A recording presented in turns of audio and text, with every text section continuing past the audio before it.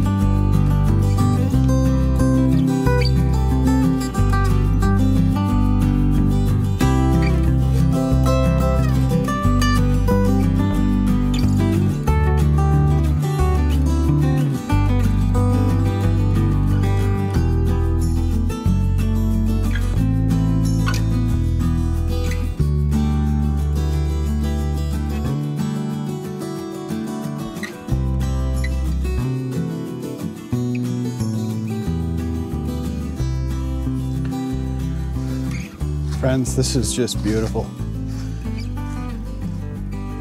So I think I got to scoot down across this ditch over to those steps and up. The fall colors they're here, friends. Just beautiful. It has been quite windy though, here in Iowa and also in Wisconsin. So even though they were forecasting for really good colors this year, gotta get down this without falling. Which we do have. The wind is just knocking the leaves off the trees at an accelerated rate. It looks so small on camera. I would say that's from the ground right here to the bottom of the bridge. I would say is 25 feet. Pushing 30 feet. Ooh.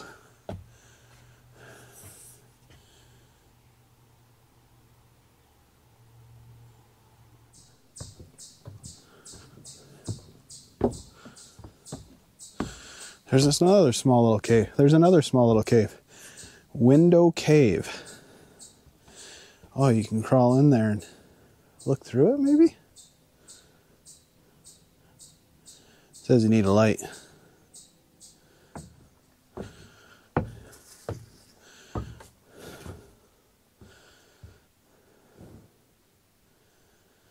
Really cool, friends. Oh, just getting stalked by chipmunks.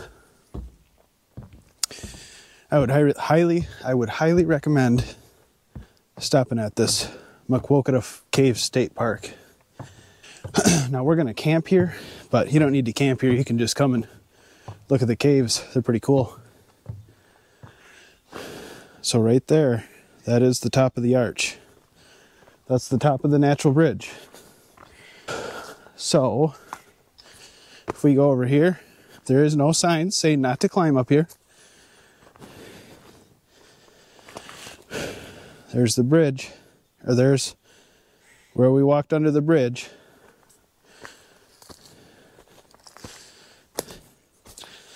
Okay. So there again, we're on top of the natural bridge, just simply looking the other way. Wish I had more time to explore this state park. I know I haven't been doing a whole lot of state parks lately, and really, that's pretty much all I did when I started the channel. But I started the channel during winter. Winter's a whole different ballgame. So during the summer, I try to stay out of state parks because they are so packed. You normally have to do reservations a long time ahead of time. And I'm just not a planner. I never know where I'm going to be, where work's going to have me. So I really only plan maybe like 2 family camping trips a year, if that. And generally I don't really film the family camping trips.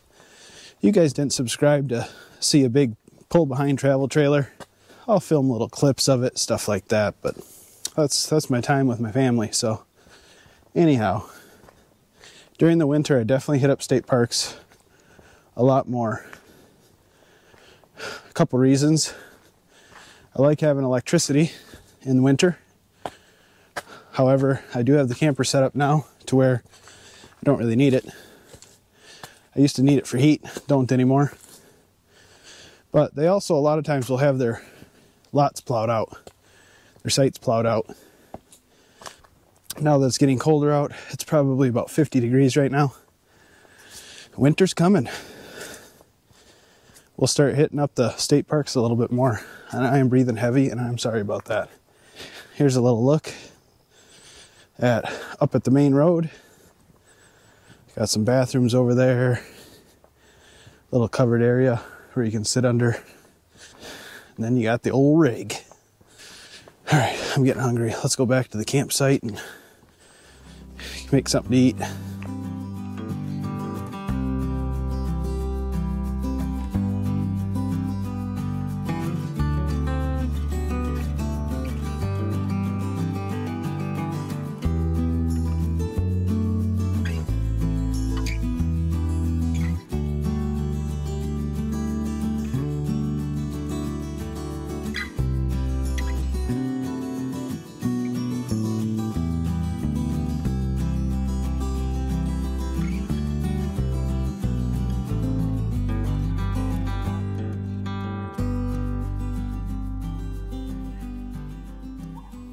All right, friends, we're here at camp. Got Got some nice tall stands of pines here.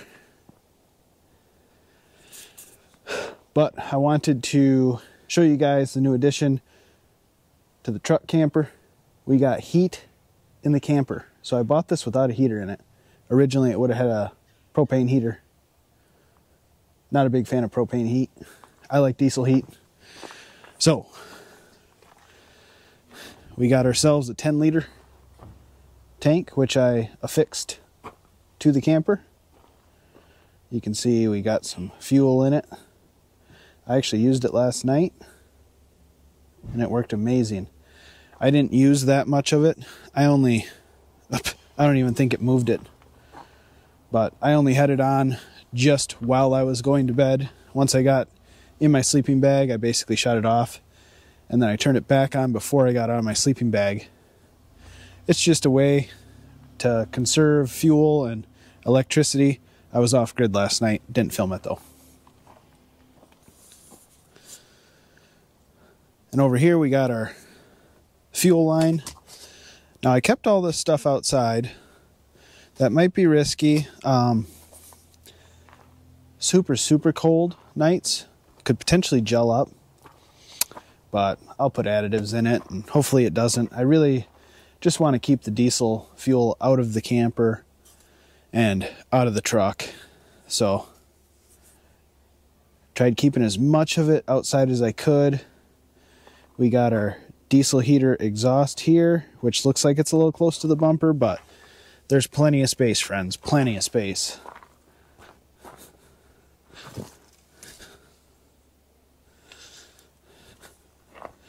Here's a view from the back.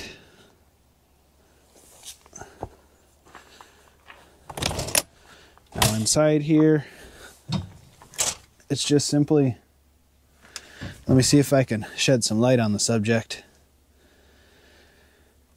It's just simply where the original LP heater was. And everything runs right out below it. I did it in a way that it wouldn't be, I tried doing this in a way that it wouldn't be too cumbersome to get on and off the truck. So there's literally only one spot that is affixed to the truck, which I'll have to undo before I take the camper off. And that is that self-tapper right there, holding the exhaust on. Otherwise, everything else is affixed to the camper and self-contained within the camper.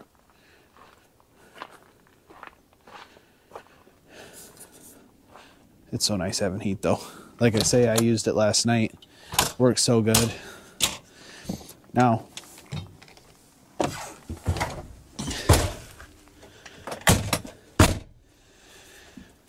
I will say that I have only used it with the top down.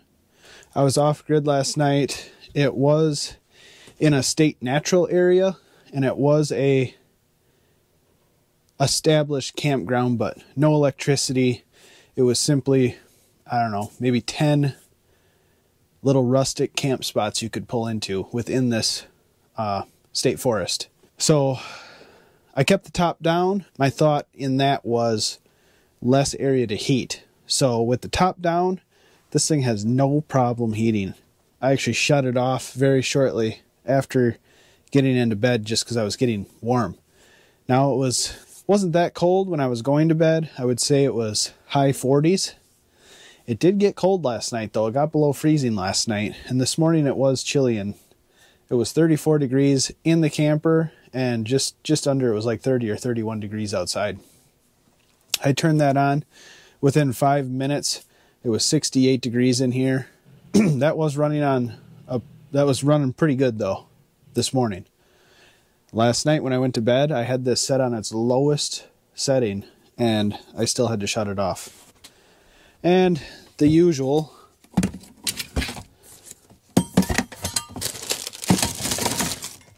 must be my crazy driving, friends.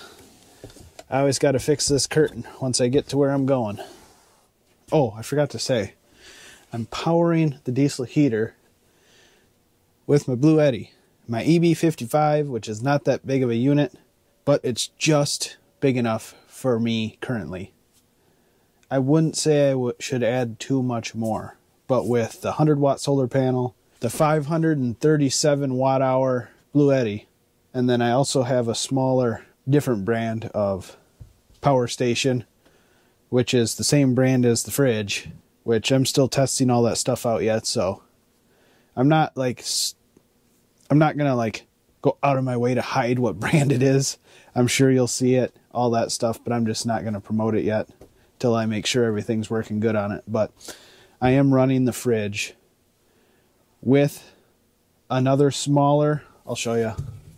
So I am running the fridge with this smaller, there's my Bluetti, and then I got this smaller one, and that's running the fridge. Now, just to make this more confusing, the solar panel is charging both of those through the Bluetti.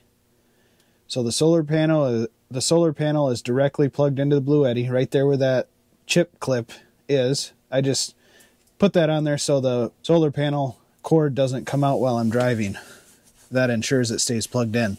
So the solar panel is connected directly to the Bluetti, but then I have the smaller power station plugged into my 100-watt USB-C out port, which is charging, which is keeping that charged.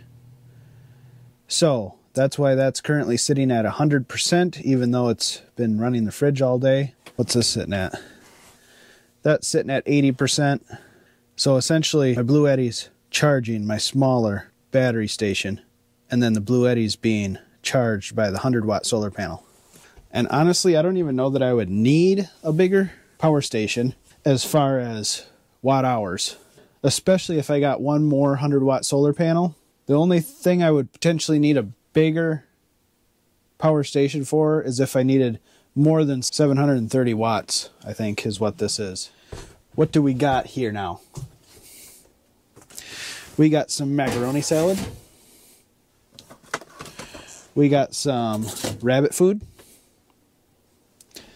We got some of Lauren's delicious homemade ranch. We got some mayo. And we have a leftover hamburger and a slice of cheese. And I think I got some bread butts that I can use as buns. None of the kids like the bread butts, so I eat them, I guess. That's not a bread butt. That's an actual hamburger patty.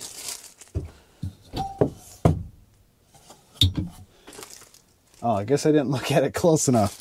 Lauren sent me with an actual hamburger bun. She's just always looking out for me. For some reason, I was thinking it was bread butts. We got some bread butts at home right now. So friends, I'm honestly thinking about getting rid of the factory propane grill in here and just putting like a butcher block cupboard down, countertop or something down, because at this point it's the only thing in this camper that's still LP, and there's no pipe, there's no LP lines even running to it. Previous owner, I don't know what they were doing. Or even if it was the previous owner, it might have been the owner before that.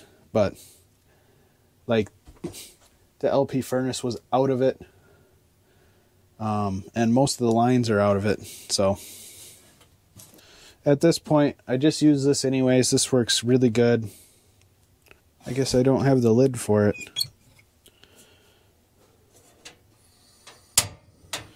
That thing just starts up every time.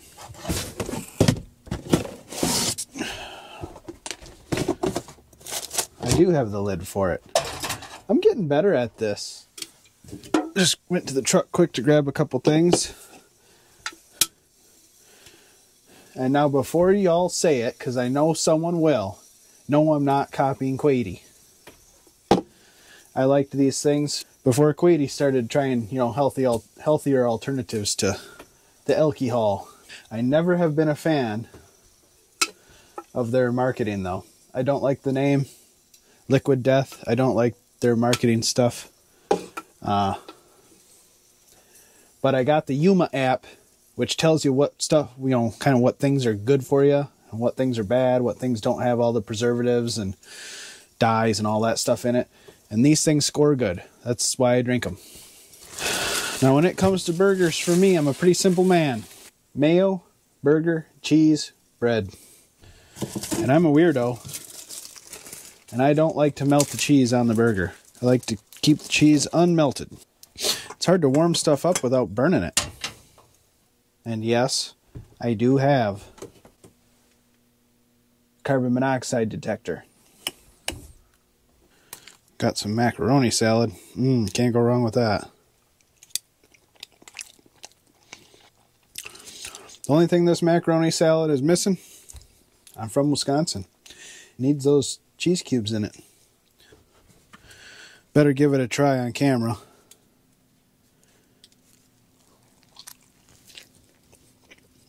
That's good.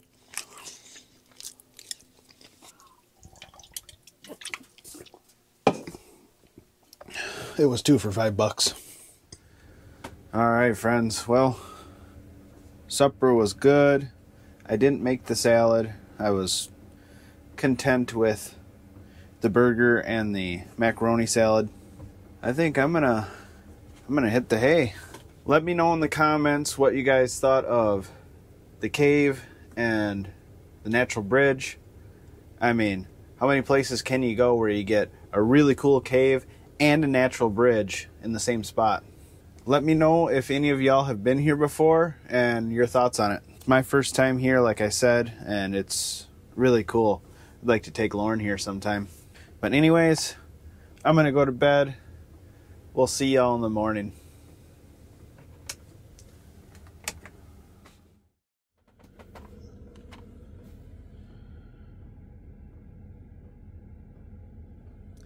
Good morning, friends. I've been up for a while, getting some computer work done, getting a few things taken care of around camp. But I wanted to try this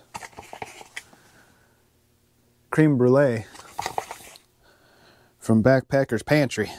It's good, friends. It's really good. Basically, it's just this cream. And then, yeah, it's got like a sugar granule topping you put on it and mix in with it. That's a lot, though. I don't think I'm going to finish this. It's really good, but I can only eat so much creme brulee.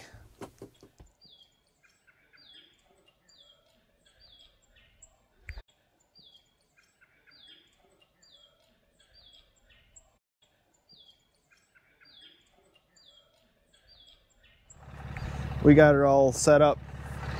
So I know this was a shorter video, but I wanted to stop here. I wanted to film it for you guys. I actually have to, it's middle of the week. I got to hightailer back home. I got a choir concert for Ella, our youngest girl, that I want to go to.